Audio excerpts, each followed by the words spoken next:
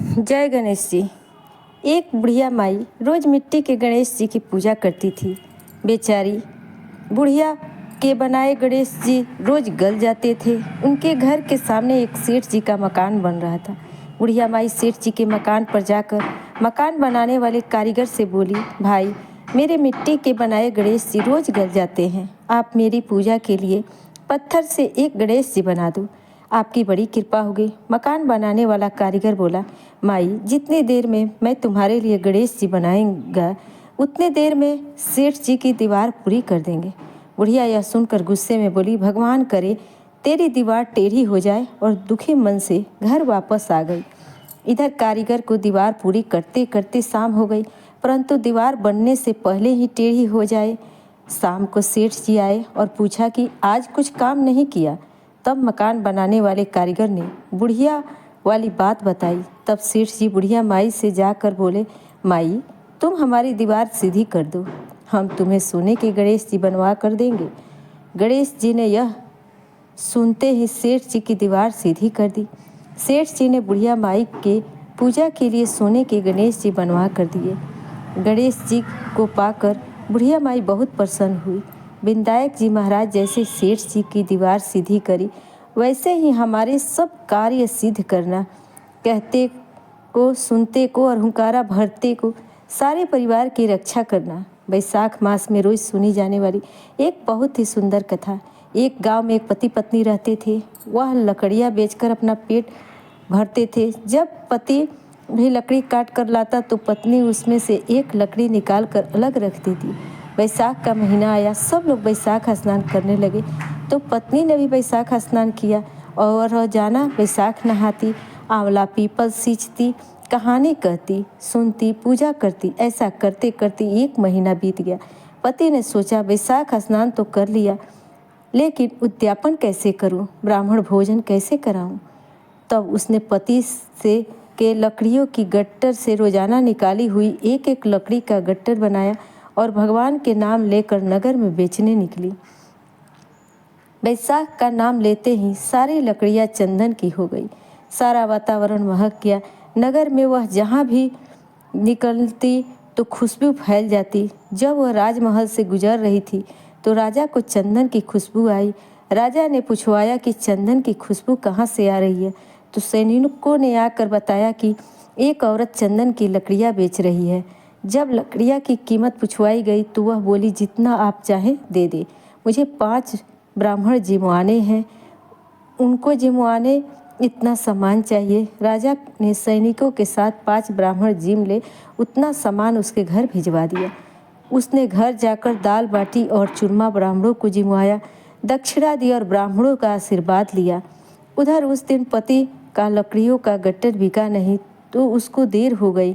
इधर ब्राह्मणों ने भगवान के आशीर्वाद से उसकी झोपड़ी महल में बदल गई। रसोई में 36 पकवान तैयार हो गए।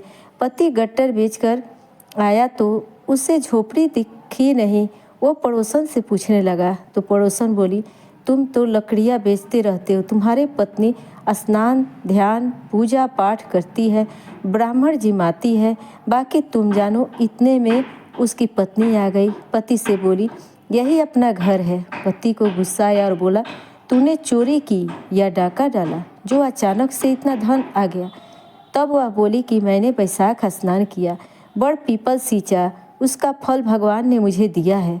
ब्राह्मण जिमाने के लिए रोज आपकी लकड़ियों के गट्टे से एक लकड़ी निकालती थी। वह लकड़ियाँ भगवान की कृपा से चंदन की हो गई। बेचने गई तो राजा ने गट्टर मांगा। मैंने राजा से सूखा सामान मांगा जिससे ब्राह्मण भोजन का जिमाऊं, दक्षिणा दूं। ब्राह्मणों ने आशीर्वाद दिया, उसका फल भगवान ने हमें दिया। तब पति पत्नी को तसल्ली आई। दोनों पति पत्नी ने साथ भोजन किया और महलों में वास किया। हे भगवान, जैसे उन पति पत्नी के भंडार भरे वैसे सबके भरना, खोटी की किस्मत अधूरी की पूरी करना। वैशाख की कहानी। एक राजा था, वह रोजाना गंगा स्नान करने जाता था। उसको कोई पुत्र नहीं था। राजा बहुत दुखी रहता था। उसने वैशाख स्नान ध्यान व्रत उपवास दान धर्म तथा बेहतान में व्यतीत किया। वह रोजाना गंगा मैया से कहता, हे गंगा मैया, मुझे एक बेटा दे दो। इसी आशा से उसने वैशाख स्नान किया था। वह रोजाना सुबह जल्दी स्नान करता था और सोचता था कि सबसे पहले गंगा स्नान मैं करूँगा, लेकिन उसके आने से पहले ही पानी हिलता हुआ नजर आता था। तब उसे विचार आता कि नगर में ऐसा कौन स्त्री या पुरुष है जो मेरे से पहले ही स्नान कर जाता है। उसको यही उत्सुकता मन में रहती थी। उसने प्रण किया कि अगर कोई स्त्री होगी तो मैं उससे विवाह कर लूँगा। इसी बीच में वह एक दिन जल्दी उठकर गंगा स्नान के लिए गया। वहां जाकर उसने देखा कि एक बंदरिया स्नान करके पेड़ पर चढ़ गई। वह अचंभा करने लगा कि बंदरिया रोजाना गंगा स्नान करती है। वह गंगा किनारे एक पेड़ पर रहती थी और राजा के आने से पहले ही स्नान कर लेती थी और गंगा मैया से कहती थी कि गंगा मैया, राजा को बेटा दे दो और मुझे 108 पोते देना। बंदरिया मनुष्यों की भाषा बोलती थी और राजा के कहते ही बोल देती थी। राजा बोलता, वैशाख भगवान, विष्णु भगवान, मुझे एक बेटा दे दो। तो बंदरिया बोलती कि मुझे 108 पोते दो। भगवान ने दोनों की बात सुनी और दोनों को आशीर्वाद दिया। राजा ने विचार किया कि मैंने गंगा किनारे मन में संकल्प किया है तो मुझे उसे पूरा करना चाहिए और सैनिकों को बुलवा कर कहा, जाओ गंगा किनारे एक बंदरिया है, उसे लेकर आओ, मैं उससे विवाह करूंगा। राजा के सैनिकों ने बंदरिया को लेकर आए। राजा ने अलग अलग बांस कटाकर फेरे ले लिए और बंदरिया के महल में रख लिया। राजा के पहले से ही रानियां थी। वे सब रानियां बंदरिया से चिढ़ने लगी। हमसे बच्चा नहीं हुआ, इसलिए राजा बंदरिया से बच्चा चाहते हैं। अब बंदरिया महल में ही रहने लगी। बहुत दिन हो गए। कुछ दिन बाद वैशाख महीना वापस आया। एक दिन राजा ने खाना खाकर राम आम की गुठली को वहीं छोड़ दिया। बंदरिया आई, उस गुठली को खा गई। उस गुठली से उसके गर्भ रह गया। वह बात पूरे राजमहल में फैल गई। जब बंदरिया का 7वां महीना लगा तो वह राजा से बोली कि मुझे बच्चा होगा तब मैं कैसे आवाज़ दूंगी और मेरी आवाज़ तो कोई आएगा या नहीं। राजा ने उसकी बात सुनकर कहा कि तुम सही बोल रही हो। यह बात सोचकर राजा ने उसके महल में एक बड़ा सा घंटी लगवा दी और बंदरिया से कहा, जब भी तुम्हें तकलीफ हो तब यह घंटी बजा देना, और उसके डोरी बांधकर बंदरिया के हाथ में पकड़ा दी। थोड़े दिनों बाद रानियां बंदरिया के महल में उससे मिलने गई तो घंटे को देखकर उससे सारी बात पूछी। बंदरिया ने बताया कि राजा ने लगवाई है।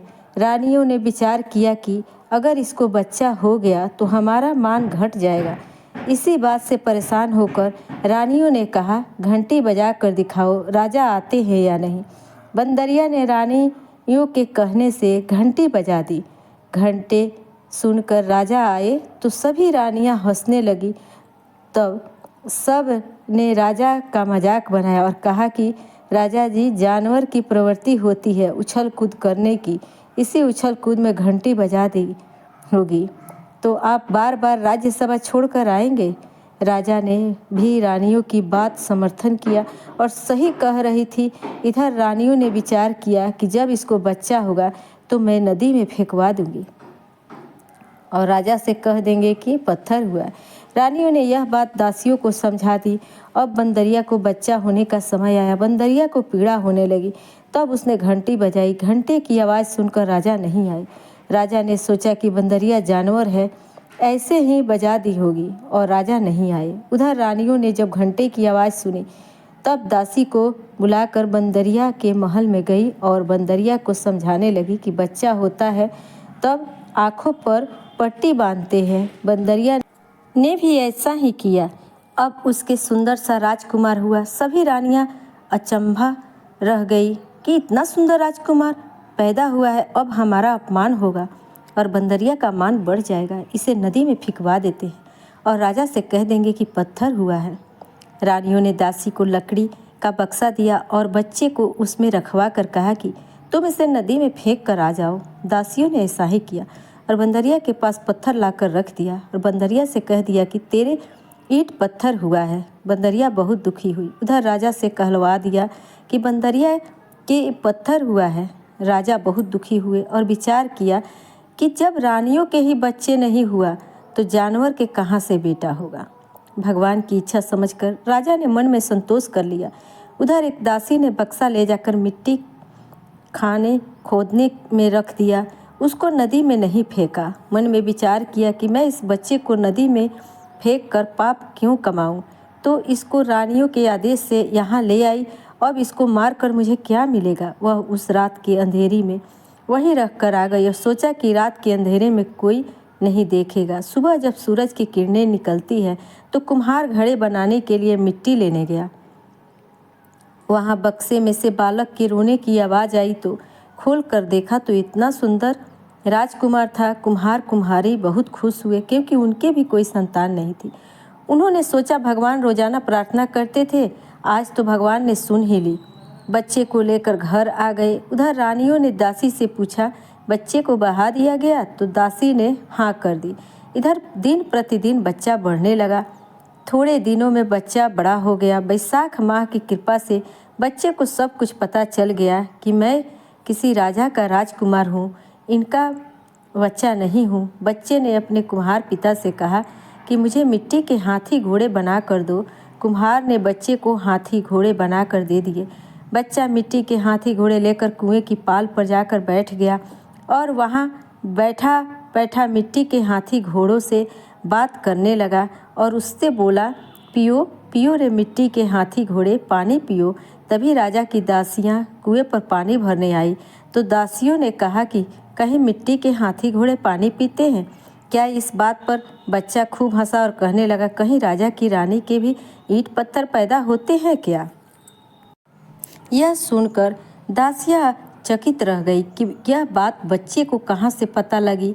वे दासियां महल में आई तो रानियों से सारी बात कह दी। रानियों ने सोचा कि यह बात राजा तक ना पहुंच जाए। इसी चक्कर में रानियों ने राजा से शिकायत की।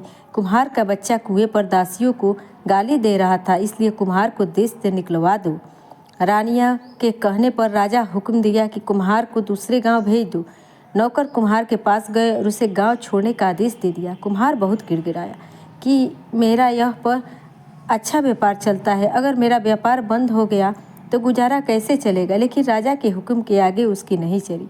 वह गांव छोड़कर जंगल में चला गया। थोड़े दिनों बाद लड़का और बड़ा हो गया। अब तो सब जंगल के झोपड़ी बांध कर रहने लगे। आसपास बहुत सारे पेड़ पौधे लगा लिए।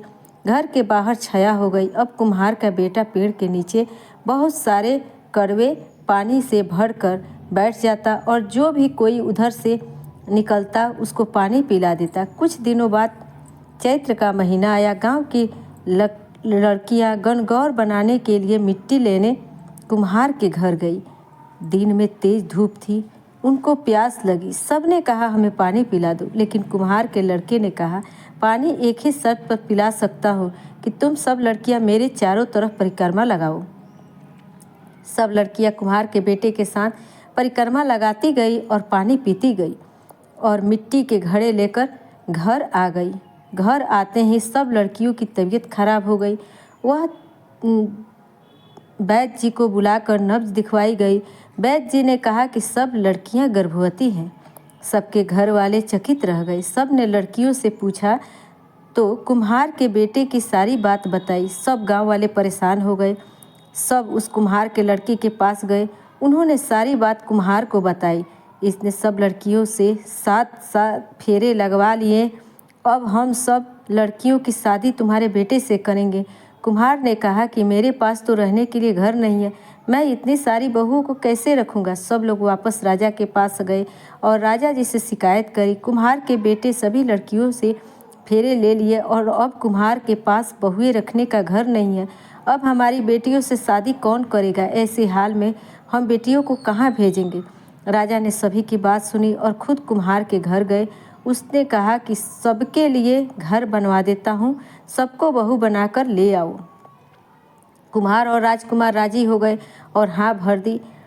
अब राजा ने जंगल में शहर बसा दिया, बहुत सारे घर बनवा कर दिए और सबने अपनी अपनी बेटियों का विवाह धूमधाम से किया। थोड़े समय बाद कुम्हार के सभी बहुओं को बेटे हुए। अब कुम्हार बहुत खुश हुआ कि कहाँ तो मेरे बेटा ही नहीं था। और कहाँ भगवान की कृपा से इतने सारे पोते हो गए।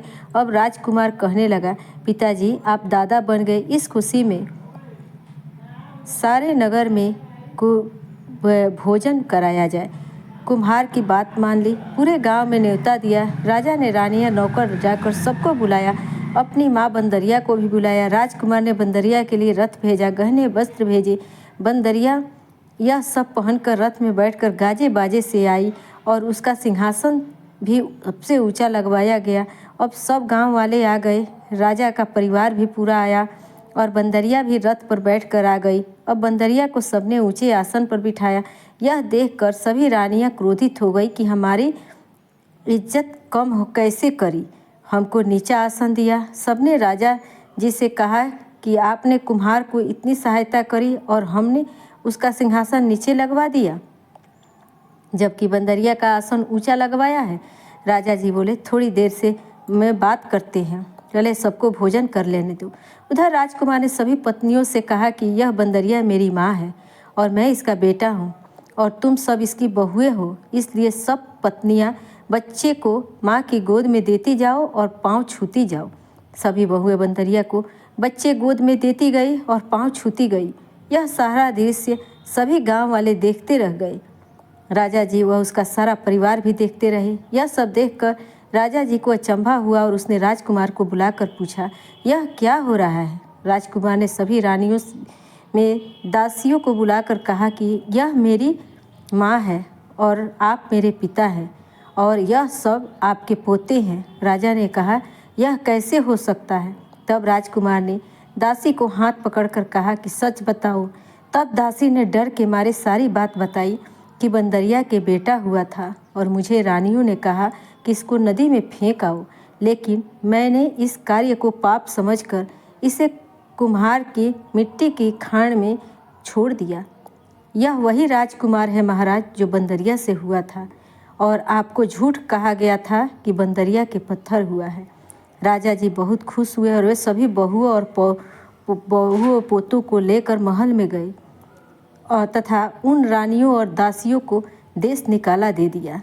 राजा जी ने बंदरिया से कहा कि मैंने तो बैसाख महीने में भगवान से एक बेटा मांगा था और भगवान ने इतने सारे पोते दे दिए। यह सुनकर बंदरिया बोली, महाराज आप सब जब सुबह स्नान करने आते थे तब कहते थे कि मुझे बेटा देना और मैं कहती थी कि भगवान राजा को एक बेटा देना और मुझे 108 पोते देना।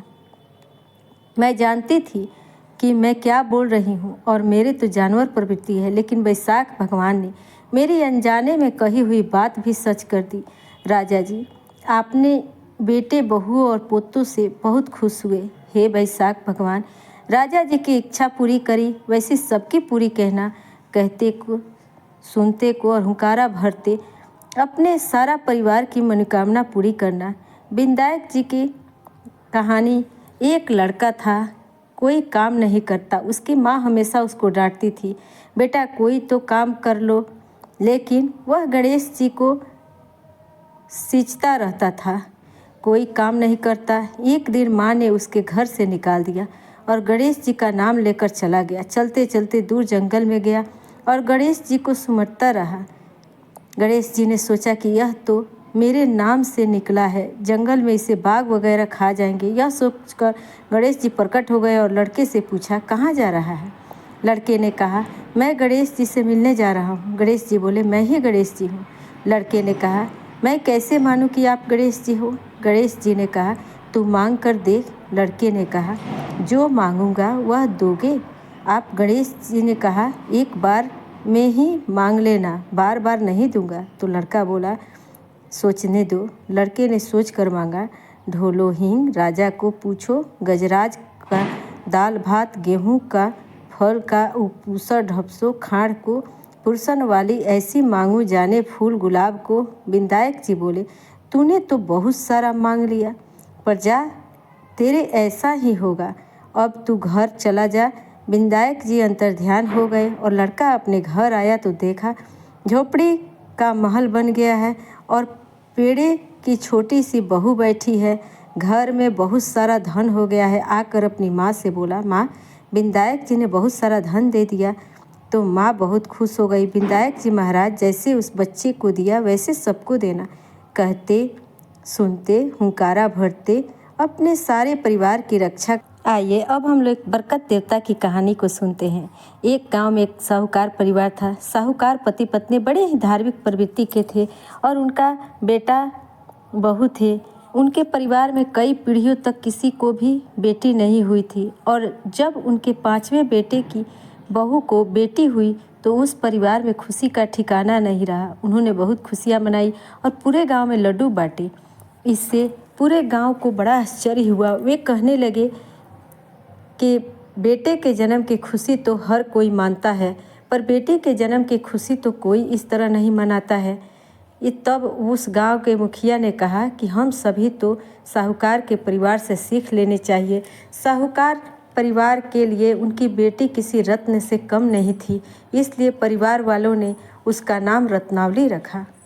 रत्नावली का पूरा परिवार बहुत ही लाड़ से पालन पोषण कर रहा था। उसकी हर इच्छा को सबसे पहले पूरा किया जाता था।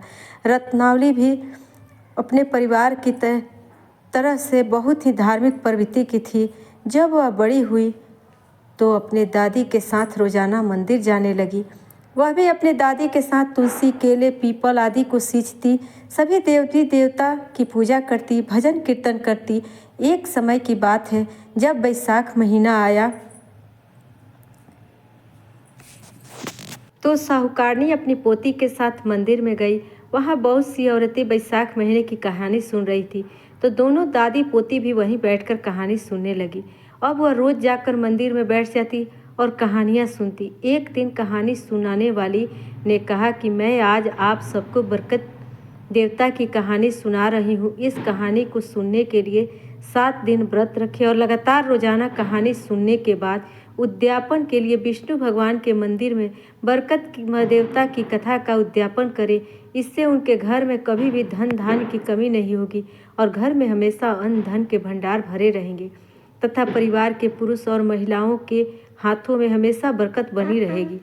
तब साहूकारनी ने भी 7 दिन तक कहानी सुनकर व्रत करने का निश्चय किया और रोजाना कहानी सुनने लगी।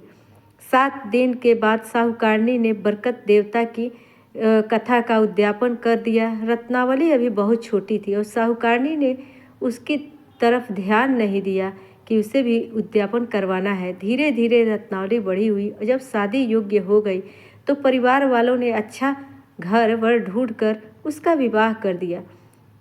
रत्नावली के ससुराल में 4 जनों का छोटा सा परिवार था, सब जिससे सास बहू रत्नावली और रत्नावली का पति था। जब रत्नावली ससुराल आई तो रोजाना के अन्य कामों का जिम्मा उसे सौंपा गया। खाना बनाने का जिम्मा सासू माँ ने ले लिया और उसके सास खाना बनाने के बाद सबसे पहले अपने पति को खिलाती, फिर पुत्र को खिलाती और फिर बाद में खुद खाकर बचा हुआ जो भी खुरचन बचता वह रत्नावली को दे देती थी।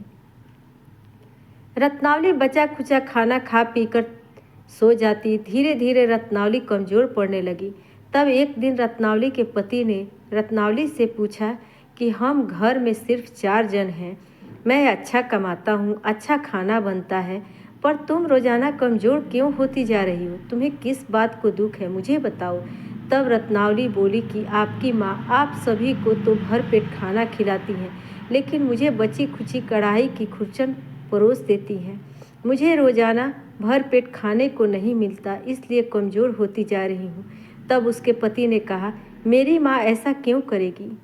तुम कल से मेरी थाली का खाना खा लेना और तुम्हें जो खाना परोसा जाएगा वह मैं खाऊंगा। दूसरे दिन से रत्नावली का पति कोई ना कोई बहाना लेकर अपने खाने की थाली को कमरे में रख कर रत्नावली को खिला देता तथा उसे जो खाना परोसा जाता वह खुद खा लेता। धीरे धीरे रत्नावली के पति का स्वास्थ्य बिगड़ने लगा। रत्नावली का पति दिन प्रतिदिन कमज़ोर होता गया, सूखने लगा। तब रत्नावली की सास ने अपने बेटे से कहा, बेटा मैं तो तुम्हें रोज़ अच्छे से खाना देती हूँ, फिर तुम दिन पर दिन कमज़ोर क्यों होते जा रहे हो, क्यों सूख रहे हो? तब बेटा बोला, माँ मैं रोज़ बचा खुचा खाना जो तुम रत्नावली को देती हो वह खाना खाता हूँ और अपने हिस्से का खाना रत्नावली को खिला देता हूँ। जैसा खाना खाऊंगा शरीर में वैसा ही तो होगा। माँ, हम ले देकर परिवार में 4 जन हैं और तुम रत्नावली को खुरचन वाला खाना क्यों देती हो? वह भी तो किसी की बहन बेटी है। वह रत्नावली की सास ने घर की चाबी रत्नावली को सौंप दी और कहा कि बहू, आज से खाना तुम बनाओगी और मैं आराम करूँगी। बहुत दिन हो गए मुझे घर का काम करते करते, आज से पूरे रसोई की जिम्मेदारी तुम्हारी है। उस दिन से रत्नावली की खुशी का कोई ठिकाना नहीं रहा। उसने ढेर सारा खाना बनाया, तरह तरह के पकवान बनाए। फिर उसने सबसे पहले अपने ससुर को खाना खिलाया, फिर सास को, उसके बाद अपने पति को खाना खिलाया। सबके खाना खा लेने के बाद जब रत्नावली खुद खाना खाने बैठी तो उसे कढ़ाई बिल्कुल साफ मिली। उसे खुरचन भी नसीब नहीं हुई। उस दिन जब उसे भूखा ही सोना पड़ा तब उसके पति ने उससे पूछा, आज तो तुम खुद खाना बनाई हो, आज तो तुमने भर पेट खाना खाया होगा। तब उसने कहा, जब सासू माँ खाना बनाती थी तो मुझे खुरचन तो खाने को मिलती थी, लेकिन आज तो मैंने खुद खाना बनाया है। आप सबके खाना खा लेने के बाद मुझे तो कढ़ाई बिल्कुल साफ मिली। मेरे हिस्से में तो आज खुरचन भी नसीब नहीं थी। पति को बड़ा आश्चर्य हुआ। उसने कहा, यह कैसे हो सकता है? तुम कल और ज़्यादा खाना बनाना। दूसरे दिन उसने पहले दिन से भी ज़्यादा खाना बनाया। फिर सबको खाना खिलाने के बाद जब रत्नावली खुद खाना खाने बैठी तो उस दिन भी उसके लिए कुछ नहीं बचा। उसने कढ़ाई बिल्कुल साफ मिली। उसने यह सब अपना भाग्य मान लिया कि उसके हिस्से में अन्न देवता लिखे ही नहीं है। धीरे धीरे रत्नावली फिर से सूखने लगी। तब रत्नावली की सास ने अपनी बहू से कहा कि बहू, अब तो खाना तुम खुद बनाती हो, फिर तो तुम दिन प्रतिदिन सूख क्यों रही हो?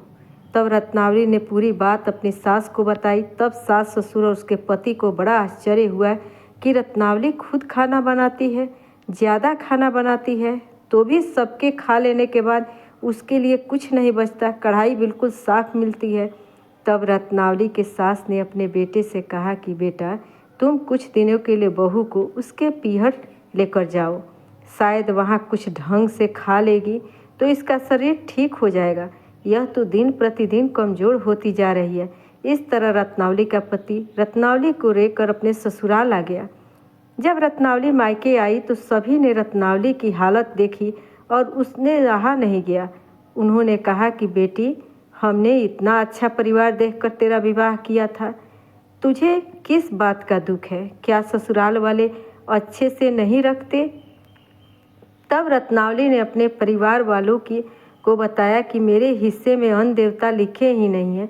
जब मेरी सास खाना बनाती थी तो मुझे खुरचन तो खाने को मिल जाती थी, लेकिन अब तो मैं खुद खाना बनाती हूँ और रोज़ ज़्यादा से ज़्यादा खाना बनाने की कोशिश करती हूँ, लेकिन हर रोज़ मेरे हिस्से में सबके खाना खा लेने के बाद कुछ बचता ही नहीं है।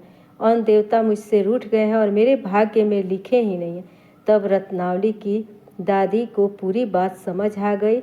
रत्नावली की माँ और दादी ने रत्नावली को बरकत की कहानी सुनाने, व्रत करवाने और उद्यापन करवाने का निश्चय किया।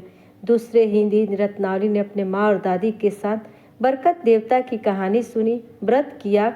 इस तरह 7 दिन तक लगातार व्रत करने के बाद 8वें दिन विष्णु भगवान के मंदिर में उसके हाथ से बरकत की कथा का उद्यापन करवाया और फिर वह मायके से बहुत सारा धन लेकर वापस अपने ससुराल आ गई।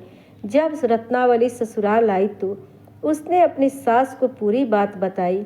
बरकत देवता मेरे से नाराज थे और मेरे ऊपर श्राप लगा था, इसलिए मेरी दादी माँ ने मुझे बरकत की कथा सुनाई और मुझसे 7 दिन तक व्रत करवाया और 8वें दिन उद्यापन करवाया। अब आज से मैं आपको कहानी सुनाऊंगी, आप हुंकारा भरना। फिर रत्नावली अपने सास से कहा कि अपने खाना खा लिया क्या? सास ने कहा कि तू तो भूखी रहती है, हम सब खाना कैसे खा सकते हैं?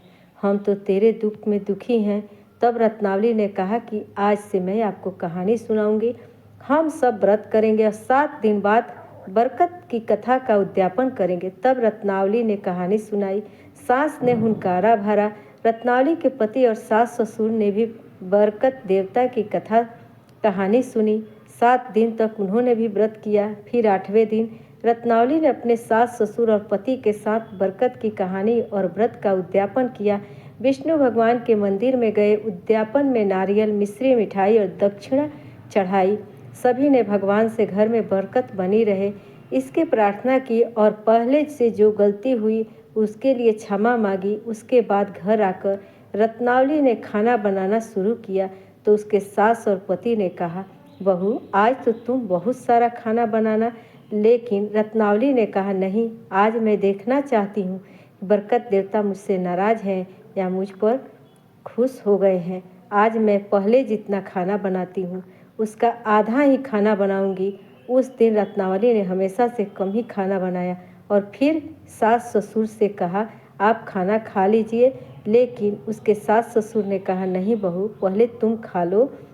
लेकिन रत्नावली ने कहा, नहीं, पहले आप सब खाना खाइए, उसी के बाद मैं खाना खाऊंगी। तब रत्नावली के ससुर, सास और पति ने भर पेट खाना खाया। उसके बाद जब रत्नावली खाना खाने बैठी तो अभी भी बहुत सारा भोजन बाकी था। उस दिन से रत्नावली भी भर पेट भोजन करने लगी। हे बरकत देवता, जैसे रत्नावली पर राजी हुए वैसे सब पर होना, जैसे रत्नावली से नाराज हुए वैसे किसी से ना होना। कहते सुनता हुंकारा भरता, सारे परिवार को खुश रखना। जय श्री कृष्णा। राधे राधे। प्राचीन समय की बात है। एक नगर में एक सेठ रहता था। वह बहुत ही अमीर था। उसके पास हीरे जवाहरात, घोड़े, हाथी, महल, नौकर चाकर आदि कोई कमी नहीं थी और बहुत ही आराम से अपना जीवन यापन करता था। परंतु सेठ स्वभाव से घमंडी और भगवान को नहीं मानने वाला था। उसका कहना था कि जो भी उसको मिला वह उसकी वजह से ही मिला। परंतु सेठ को यह पता नहीं था, यह उसके पूर्व जन्मों के कर्मों का फल है जो इस जन्म में अच्छा जीवन जीने को मिला है। वह सेठ बहुत ही घमंडी, अभिमानी और खुद को परमात्मा मानता था। इस तरह वह अपने घर वालों को भी मजबूर करता था कि वह उसे ही सर्वश्रेष्ठ समझे। समय के साथ सेठ को 2 पुत्रियों का जन्म हुआ। दोनों जुड़वा थी। दोनों एक साथ बड़ी होने लगी। बड़ी बेटी अपने पिता की तरह ही घमंडी थी, अपने पिता को ही सब कुछ मानती थी। वह भी नास्तिक विचारों वाली थी। और छोटी बेटी थी, वह अपने पिता से और बहन से बिल्कुल अलग थी। वह बहुत ही शांत स्वभाव की थी, भगवान को मानने वाली थी और अपने अच्छे कर्मों को करती रहती थी। किसी से कुछ भी शिकायत नहीं करती थी। इस तरह से दोनों बेटियां बड़ी होने लगी। एक दिन सेठ ने अपने दोनों बेटियों को अपने पास बुलाया और उन दोनों से पूछने लगा कि तुम्हें यहाँ पर कोई कमी तो नहीं? तुम दोनों मेरे महल में खुश हो ना? तब दोनों लड़कियों ने कहा, जी पिताजी, हम दोनों बहुत खुश हैं। सेठ ने सोचा यही सही मौका है जब अपनी बड़ाई सुनने को मिल सकता है। उसने दोनों लड़कियों से पूछा, अच्छा तो तुम यह बात बताओ कि जो तुम्हें यह सब मिल रहा है, आराम का जीवन, सुख सुविधा, नौकर चाकर जो भी मेरे पास है वह तुम दोनों भोग रही हो, तो यह बताओ कि तुम्हें यह सब कहाँ से मिलता है और तुम्हें किसके भाग्य की खाती हो? यह सुनकर बड़ी बेटी झट से बोली, पिताजी, मैं तो आपके भाग्य का खाती हूँ। आपकी वजह से ही मुझे यह सब मिला है और यह आराम का जीवन मैं जी रही हूँ। अपनी बड़ी बेटी के मुँह से अपनी प्रशंसा सुनकर वह खुशी से फूला समाया। अब बारी आई छोटी बेटी की। तब उसने छोटी बेटी की तरफ मुँह करके यही प्रश्न पूछा, तुम बताओ कि तुम किसके भाग्य का खाती हो? छोटी बेटी ने कहा, पिताजी, मैं अपने भाग्य का खाती हूँ। जो भी मुझे सुख मिलता है मेरे भाग्य के अनुसार ही मिलता है। मेरे कर्मों की वजह से यह सब कुछ मुझे मिला है। जो भी मेरे साथ हो, चाहे अच्छा हो या बुरा हो, वह मेरे भाग्य से ही मिलेगा। यह बात सुनकर सेठ को गुस्सा आ गया। सोचा इसे सबक सिखाना ही होगा। इस तरह घमंडी सेठ ने अपनी पुत्री को सबक सिखाने को सोचा और अपनी दोनों पुत्रियों का विवाह निश्चित करने का निर्णय लिया। तब उसने एक दिन मंत्री को अपने दोनों पुत्रियों के लिए वर खोजने के लिए आदेश दिया और कहा कि बड़ी पुत्री के लिए राजकुमार वर और छोटी पुत्री के लिए भिखारी वर ढूंढा जाए। सेठ के आदेशानुसार बड़ी पुत्री के लिए राजकुमार, छोटी पुत्री के लिए भिखारी वर ढूंढकर उनका विवाह कर दिया गया। अपनी छोटी पुत्री को विदा करते समय सेठ ने कहा, पुत्री, तुम्हारा वर बहुत ही गरीब है, ऊपर से अस्वस्थ भी है। बेटी ने इस पर कहा, पिताजी, मेरे भाग्य में जो था वह मुझे मिला। सेठ की इस बात पर क्रोधित हुआ और अपनी छोटी बेटी को एक जोड़ी कपड़े में ही विदा कर दिया और अपनी बड़ी पुत्री को सोना चांदी कपड़े और नौकर चाकर देकर विदा किया। दोनों पुत्रियां अपने पिता के घर से विदा होकर अपने ससुराल चली गई। बड़ी पुत्री स्वभाव से घमंडी थी, इसलिए जब भी उसके घर में चींटियां का झुंड आता वह उसे मरवा देती, और छोटी पुत्री का स्वभाव शुरू से ही सरल होने के कारण उसके घर में जब भी चींटियां आती वह उसे भोजन में से आधा हिस्सा चीनी और बुरादा मिलाकर उसके बिल में रख देती थी। बैठकर कीड़ी नगरी की कहानी कहती और धीरे धीरे छोटी बेटी के घर में धन भरने लगा। उसके पति की काया कंचन जैसी हो गई। उसके घर में लक्ष्मी जी के साथ कुबेर जी का भी वास हो गया। उसका पति दिन दुगुना रात चौगुनी तरक्की करने लगा। कुछ ही महीनों में उसका पति सेठ कहलाने लगा। इधर बड़ी बेटी को चींटी मारने के श्राप लग गया और उसके पति को कोढ़ निकल आया। वह भी बीमार रहने लगा। उसके घर में धन वैभव सब धीरे धीरे समाप्त होने लगा। उसके सास ससुर बहू को अब अशगुन मानने लगे। इधर सेठ सोच रहा था कि अब तो छोटी बेटी को समझ में आ गया होगा, अब तो मेरा जरूर गुणगान करेगी। यह सोचकर अपनी आदमियों को दोनों बेटियों को बुलाने के लिए भेजा। दोनों बेटियां अपने पिता के घर आई और दोनों बेटियों को देखकर सेठ हैरान हो गया, क्योंकि बड़ी बेटी बहुत ही गरीब अवस्था में थी और ऊपर से अस्वस्थ भी थी। छोटी बेटी की काया कंचन जैसी चमक रही थी, ऊपर से वह गहने से लदी हुई थी। अब सेठ को समझ में आ गया कि सब अपने अपने भाग्य से अपने बीते कर्मों के फल को खाते हैं, और उसने अपनी छोटी बेटी से माफ़ी मांगी। इस प्रकार आप जब भी चिटिया देखें तो छोटी बेटी की तरह मीठी रोटी का चूरमा या आटे में शक्कर मिलाकर डालें। चींटी की कहानी सुने, नगरे की कहानी सुने। ऐसा 7 दिनों तक लगातार करने से आपके घर में लक्ष्मी के साथ कुबेर जी का भी वास होगा। जय श्री कृष्णा, राधे राधे। अब हम लोग एक बार एक राजा के 2 रानियां और एक मुंह बोली बहन थी। सभी साथ साथ रहते थे। राजा अपनी मुंह बोली बहन की सारी बातें मानते थे, चाहे वह सही हो या गलत। बड़ी रानी बहुत ही धार्मिक प्रवृत्ति की थी। वह अत्यधिक व्रत उपवास किया करती थी। बड़ी रानी बैसाख के रविवार का व्रत करती थी और बड़ पीपल तथा आकड़े के पेड़ की पूजा किया करती थी। छोटी रानी चापलूस प्रवृत्ति की थी। उसने अपनी मुंह बोली बहन को पटा कर रखा था। छोटी रानी जानती थी कि राजा को अगर खुश रखना है तो उनकी मुंह बोली बहन को भी खुश रखना होगा, तो वह यही कार्य करती थी जिससे उसकी ननद को खुशी मिले। लेकिन बड़ी रानी को चापलूसी पसंद नहीं थी। एक बार की बात है, जब बैसाख का महीना आया तो बड़ी रानी ने बैसाखी रविवार का व्रत किया और बड़ पीपल आकड़े की पूजा करने के लिए वह महल से बाहर चली गई। पूरे दिन घर से बाहर रही तो इधर छोटी रानी को भी बड़ी रानी के खिलाफ शिकायत करने का मौका मिल गया। छोटी रानी ने कहा, देखो जीजी, बड़ी रानी मालूम नहीं क्या टोने टोटके करती है, पूरे दिन घर से बाहर रहती है, बड़ पीपल और आकड़े की पूजा करती है। तब राजा के मुंह बोली बहन ने अपने भाई से कहा, देखो भाई, बड़ी रानी पता नहीं क्या टोने टोटके करती है, आप नगर के सभी बड़ पीपल और आकड़े के पेड़ कटवा दीजिए। भाभी पूरे समय महल से बाहर रहती है और बड़ पीपल और आकड़े के पेड़ की पूजा करती रहती हैं। लोग देखेंगे तो क्या कहेंगे, और फिर हम तो राजकुल के वंशज हैं, हमें धन दौलत की क्या कमी है। तब राजा ने अपने सिपाहियों को बोलकर सारे बड़ पीपल और आकड़े की पेड़ कटवा दिए। बड़ी रानी ने सुना तो उसे बहुत दुख हुआ, लेकिन छोटी रानी और ननद को बहुत खुशी हुई।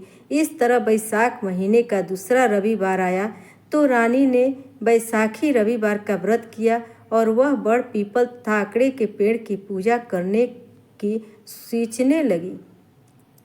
तब उसने चूरमे के लड्डू बनाए। एक थाली में रोली मौली चावल, मेहंदी, काजल, कच्चा सूत, चुनरी, जल का लोटा तथा पूजा के सारे सामग्री और घी का दीपक लेकर महल से बाहर बड़ पीपल और आकड़े की पूजा करने के लिए निकल पड़ी। पूरे नगर में उसे कहीं भी बड़ पीपल आकड़े की पेड़ दिखाई नहीं दिया। तब वह भटकते भटकते घने जंगल में पहुंच गई।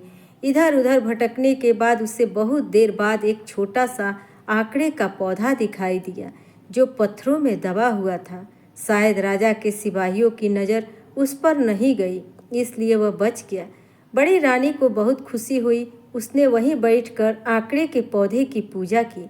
उसने आकड़े के पौधे के पास एक छोटी सी तलाई बनाई और उसमें लोटे का जल सींच दिया।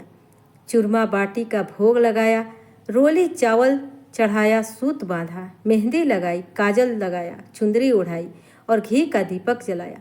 फिर वहीं बैठकर बड़ी रानी ने कथा सुनी और राजा और प्रजा की खुशहाली की कामना की। फिर वह महल में आ गई। इस तरह समय बीतने लगा। राजा का शिकार खेलने को बहुत शौक था। एक दिन राजा सिपाहियों और मंत्रियों के साथ घोड़े पर बैठकर घने जंगल में पहुंच गया। ज्येष्ठ का महीना था, बहुत तेज गर्मी पड़ रही थी। राजा शिकार के तलाश में जंगल में पहुंच गया, लेकिन उसे कहीं शिकार दिखाई नहीं दिया। वह बहुत देर तक शिकार के लिए भटकते रहे। धीरे धीरे उन लोगों के पास खाने पीने का सामान भी खत्म हो गया। अब राजा को बहुत तेज प्यास लगी। साथ ही सभी मंत्रियों और सिपाहियों को भी भूख प्यास लगी थी।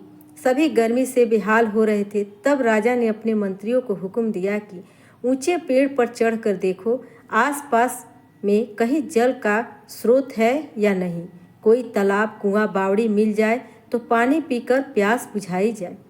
तब मंत्री ने पेड़ पर चढ़कर देखा तो उसे कुछ ही दूरी पर पंछी उड़ते हुए दिखाई दिए। तो उसने कहा, महाराज, यहाँ से कुछ दूर पर पंछी उड़ रहे हैं, शायद वहाँ हमें कुछ मिल सकता है, हमें वहीं चलना चाहिए। तब राजा अपने सिपाहियों और मंत्रियों के साथ उस स्थान पर पहुँचा। वहाँ उन्होंने देखा कि बहुत बड़ी तलाई थी जिसमें पानी भरा हुआ था और एक आकड़े का पेड़ था। रानी ने वही छोटी सी तलाई बनाकर पानी सींचा था। वही तलाई आज बहुत बड़े तालाब में बदल चुकी थी। राजा ने सबके साथ पानी पिया, प्यास बुझाई और घोड़ों को भी पानी पिलाया। तभी राजा ने देखा कि आकड़े के पत्ते पर चूरमा बाटी रखे थे। ऐसा देखकर राजा और सिपाही बहुत खुश हुए। फिर राजा ने चूरमा बाटी खुद भी खाया और अपने सभी साथियों को भी खिलाया, घोड़ों को भी खिलाया। सब ने भर पेट चूरमा बाटी खा लिया, लेकिन फिर भी चूरमा बाटी खत्म ही नहीं हुआ। राजा के साथ सभी मंत्रियों और सिपाहियों को भी बहुत आश्चर्य हुआ। थोड़ी देर बाद आराम करने के बाद संध्या के समय राजा महल में आ गए। राजा ने महल में आते ही अपने दोनों रानियों से पूछा कि तुम दोनों में से किसने मेरी और मेरी प्रजा की सलामती के लिए व्रत किया था और आकड़े के पेड़ की पूजा करी थी। तो छोटी रानी ने मना कर दिया, लेकिन बड़ी रानी बोली कि महाराज, मैं हर साल बैसाख रविवार का व्रत करती हूँ और बड़ पीपल और आकड़े की पूजा करती हूँ, लेकिन इस बार आपने ननद और छोटी रानी के कहने से आकड़े के सारे पेड़ कटवा दिए। तब मुझे घने जंगल में एक छोटा सा आकड़े का पेड़ दिखाई दिया, तो मैंने वहीं बैठकर पूजा की और सुहाग की सलामती और प्रजा की खुशहाली के लिए दुआ मांगी थी। तब राजा ने अपनी गलती मानते हुए अपनी बहन से उसके ससुराल भेजवा दिया और छोटी रानी से कहा, तुम्हें भी बड़ी रानी की से कुछ सीखना चाहिए। उस दिन छोटी रानी भी अपनी गलतियों को समझ रही थी और उसे भी अकल आ गई थी। तब राजा ने पूरी नगरी में ढिढोरा पिटवा दिया कि बैसाख के रविवार का व्रत करे, बड़ पीपल और आकड़े के पेड़ की पूजा करे। हे बैसाख देवता, जैसे बड़ी रानी पर टूटे वैसे सब पर टूटना, कहते सुनते और हुंकारा भरते सबकी मनोकामना पूरी करना। तुलसी माता के सींचने की एक बहुत ही सुंदर कहानी। एक परिवार में ननद और भाभी रहती थी। ननद अभी कुंवारी थी। वह तुलसी की बड़ी सेवा किया करती थी।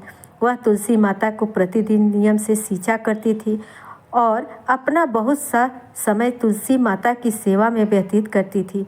पर भाभी को यह सब फूटी आंख सुहाता नहीं था। कभी कभी तो वह गुस्से में कहती, जब तेरा विवाह होगा तो बारातियों को तुलसी ही खाने को दूंगी तथा तुलसी ही तेरे दहेज में दूंगी। और जब समय आने पर ननद की शादी हुई तो भाभी ने सच में ऐसा ही किया। भाभी ने बारातियों के सामने तुलसी का गमला फोड़ दिया, लेकिन तुलसी माता की कृपा से वह गमला स्वादिष्ट व्यंजनों में बदल गया। जब ननद शादी के लिए तैयार होने लगी तो गहने के बदले भाभी ने ननद को तुलसी की मंजरी पहना दी थी, तो वह सोने के आभूषणों में बदल गई। वस्त्रों के स्थान पर तुलसी का जनेऊ रख दिया तो वह रेशमी वस्त्रों में बदल गया। दहेज में भी उसकी भाभी ने उसे तुलसी के गमले, तुलसी और तुलसी मंजरी ही दी, लेकिन वह सब दहेज में बहुत ही सुंदर सामानों में बदल गई। ससुराल में उसके दहेज आदि के बारे में बहुत ही बड़ाई हुई। इस पर भाभी को बड़ा आश्चर्य हुआ और उसे तुलसी जी की पूजा का महत्व समझ में आ गया। भाभी भी एक लड़की थी। वह अपनी लड़की से कहती कि तू भी अपनी बुआ की तरह तुलसी की सेवा किया कर, तुझे बुआ की तरह फल मिलेगा। पर वह लड़की भी अपनी भाभी के जैसी थी। उसका मन भी तुलसी की सेवा में नहीं लगता था और जब उस लड़की के विवाह का समय आया तो भाभी ने सोचा कि जैसा व्यवहार मैंने अपने ननद के साथ किया उसी के कारण उसे इतनी इज्जत मिली, तो क्यों न मैं अपनी बेटी के साथ भी वैसा ही व्यवहार करूं। तो उसने बारातियों के सामने तुलसी का गमला फोड़ दिया और रख दिया। इस बार मिट्टी ही रह गया, गमला ही रहा, मंजरी और पत्ती भी अपने ही रूप में रहे और जनेऊ ही रहा। सभी बाराती भाभी की बुराई करने लगे। ससुराल में सभी लड़की की बुराई कर रहे थे, तो भाभी को अपनी ननद पर बहुत गुस्सा आया। भाभी अपनी ननद को कभी घर नहीं बुलाती थी, तो एक दिन भाई ने सोचा क्यों न मैं बहन से मिल कर आऊँ। उसने अपनी इच्छा पत्नी को बताई तब सौगात में ले जाने के लिए कुछ मांगा। तब भाभी ने पहले तो मना कर दिया, फिर थैले में ज्वार भरकर कहा और कुछ भी नहीं, यही ले जाओ। तब भाई दुखी मन से वहाँ चल दिया। वह सोचा भला बहन के घर में कोई ज्वार लेकर जाता है। बहन नगर के समीप गया तो उसने एक गौशाला में गाय के सामने ज्वार की ठेला पलट दिया। वहाँ के गौपालक ने कहा, अरे भाई, यह सोना मोती गाय के आगे क्यों डाल रहे हो। तब भाई ने जल्दी से नीचे देखा, सारी बात उसे गौ पालक को बताई। उसने सोना मोती लेकर प्रसन्न मन से बहन के घर गया। बहन अपने भाई को देखकर बड़ी खुश हुई। भाई भी बहन की आवभगत की। भाई की दुखी देखकर जब बहन ने कारण पूछा तो भाई ने सारी बात बता दी। तब बहन ने कहा, भाई, भाभी से कहना कि वह तुलसी की सेवा किया करे, तो तुलसी माता जरूर हमारे परिवार पर कृपा करेंगी। ऐसा सुनकर भाई खुशी खुशी अपने बहन के घर चल दिया तथा पत्नी को घर जाकर सारी बातें बताई। आखिरकार भाभी भी तुलसी माता की सेवा करने लगी, बहुत ही मन से करने लगी। समय बीतने के साथ साथ तुलसी माता की कृपा भाभी के परिवार पर भी हुई। हे तुलसी माता, जैसा ननद के साथ किया वैसा सबके साथ करना, जैसा भाभी की बेटी के साथ किया वैसा किसी के साथ न करना। कहते सुनते और हुंकारा भरते सारे परिवार को खुश रखना। जय माता दी, जय तुलसी माता।